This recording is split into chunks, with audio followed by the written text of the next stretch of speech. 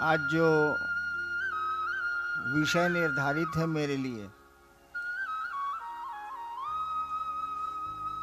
वो पुस्तक पर है। वो जो छोटी सी पुस्तिका है आपके पास, शिष्यानुभूति, हमारे गुरु शिव शिष्यानुभूति,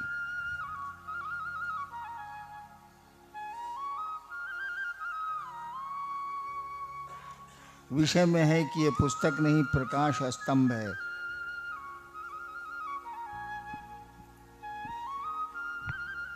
एक बात दिमाग में रखिएगा,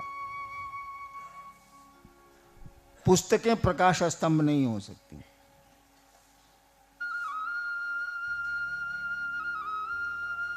पुस्तक पुस्तक है। कहा जाता है कि आग तो होती है लिखने वाले में, तपिश होती है लिखने वाले में। पुस्तकों में इस्तेमाल किए गए शब्द उस आग की राख हैं, वैसे राख भी बताती है कि आग कैसी रही होगी और कैसी लकड़ी की होगी।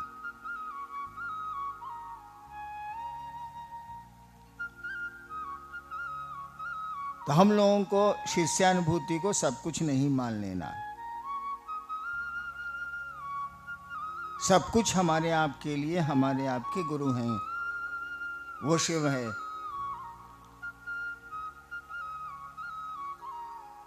थोड़ा बहुत मार्गदर्शन के लिए आप चाहें तो शिष्यानुभूति को पलट सकते हैं।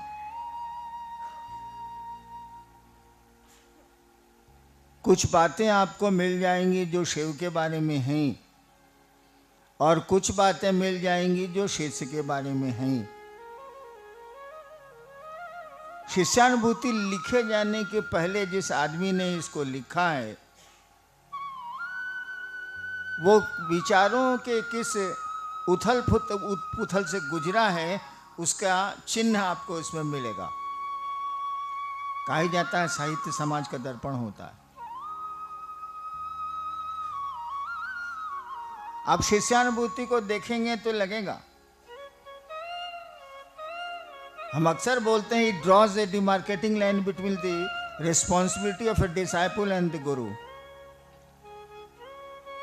शिष्यानुभूति एक विभाजक रेखा, डिमार्केटिंग लाइन। शिष्यानुभूति एक विभाजक रेखा खींचती है। किसके किसके बीच? गुरु और शिष्य के बीच। कौन सी रेखा? दोनों की जवाबदेही क्या है, दोनों को क्या क्या करना है। एक ऐसी विभाजक रेखा शिष्यानुभूति खींचती है अपने कथ्य में, अपने तथ्य में,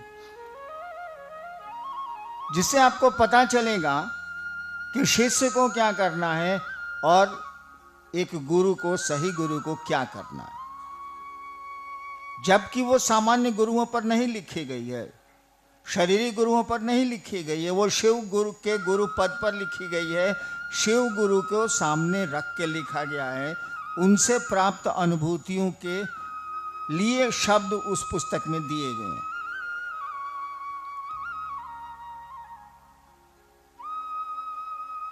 पहली बात तो मुझको ये लगी थी कि लोग कहते हैं कि श्रद्धा और विश्वास दो, तब वह शिव मिलेगा, तब वह परमात्मा मिलेगा। श्रद्धा विश्वास रूपिणों, ईश्वर के प्रति समर्पित हो तब वो तुमको मिलेगा।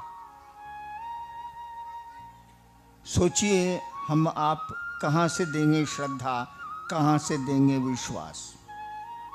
है ही नहीं हम लोग के पास, तो देंगे कहां से? आप ऐसी चीज क्यों मांगते हैं?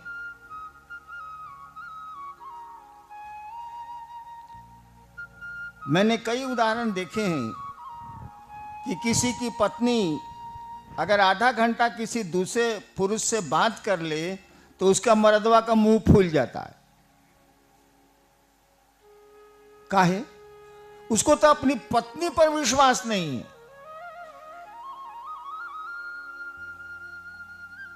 जो प्रत्यक्ष रूप में 20 साल से साथ रह रही है उस पर आपको भरोसा नहीं है, तो उस अप्रत्यक्ष शिव या परमात्मा या गुरु पर क्या भरोसा होगा हमको आपको। पॉकेट में पैसा रहता है तब हम लोगों को भरोसा होता है कि स्टेशन पहुंच जाएंगे, और नहीं रहता है तो सोचते हैं कि जाएंगे कैसे स्टेशन, भैया भारी मुश्किल है। तो भरोसा तो पैसे पर है, भरोसा अगर थोड़ा बहुत है तो जगत की चीजों पे, विश्वास तो है ही नहीं। समर्पित हम बोली से हो जाती हैं, वास्तव में नहीं। बहुत लोग बोलेगा हम तो महादेव पर समर्पित छी,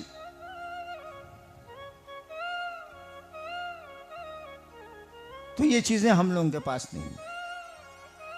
और जो चीज शिष्य के पास हो नहीं सकती है, अगर गुरु उसको मांगता है, भगवान उसको मांगता है, तो हम कहां से लाके देंगे। तो कहना ही पड़ेगा कि आप हमको बेवकूफ बना रहे हैं। तुमको श्रद्धा थी नहीं तो नमः शिवाय क्या परिणाम देगा, ऐसा बोलते हैं लोग, ऐसा कहते रहे हैं लोग। ये भैया श्रद्धा तो हमको किसी चीज पर नहीं है, तो कहां हम क्या करें, बोलिए ना, कहां से लावें। शिष्यानुभूति इस बात को काटती है। विश्व के इतिहास में, धार्मिक इतिहास में, विश्व वर्ल्ड की बात कर रहा हूं मैं कहा गया कि बिना विश्वास और श्रद्धा के नहीं होगा। Bible, faith can move mountains, विश्वास पहाड़ों को अपनी जगह से हटा सकते हैं। सभी धर्मों में विश्वास और श्रद्धा है, हमारे यहां भी है। शिष्यानुभूति ने पहली बार इसको नकारा, कहा श्रद्धा और विश्वास के अभाव में भी यानी अश्रद्धा और अविश्वास के दायरे में भी खड़े होकर शिव गुरु से जुड़ाव की स्थिति पैदा हो सकती। यानी शिष्यानुभूति ने शिष्य के दायित्व को घटाया, शिष्य पर ये जो बोझा पड़ा था विश्वास का और श्रद्धा का, शिष्यानुभूति ने कहा इसकी जरूरत है, ठीक नहीं है तो भी ठीक, इक्वल, दोनों बराबर।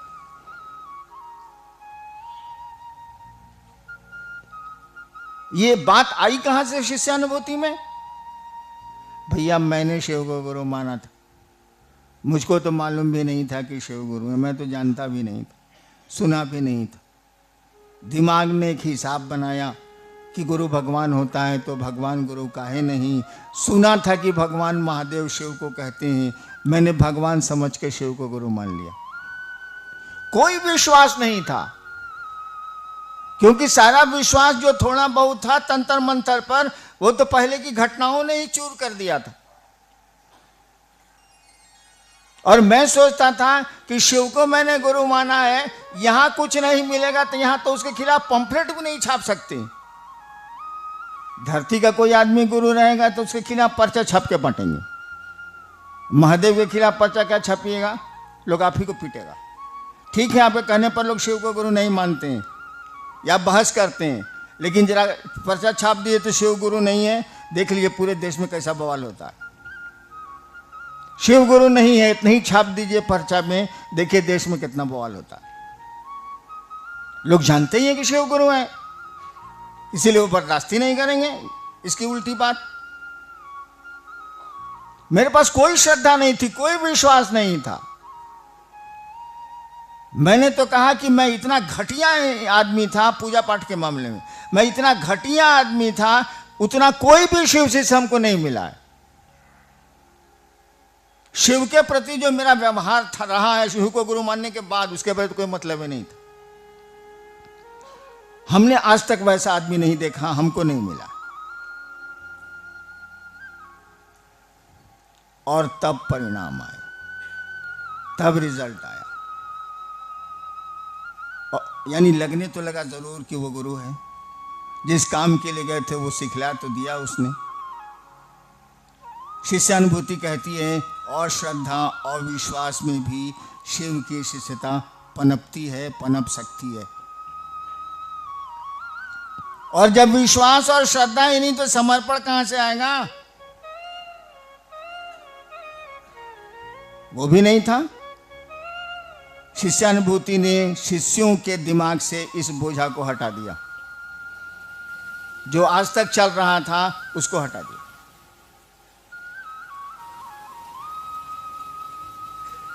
और गुरु की जवाबदेही बढ़ा दी।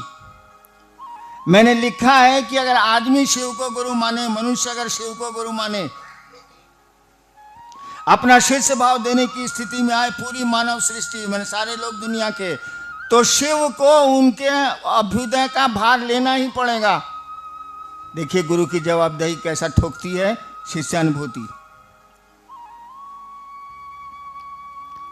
देखिए गुरु की जवाबदेही शिष्यानुभूति कैसा डालती है।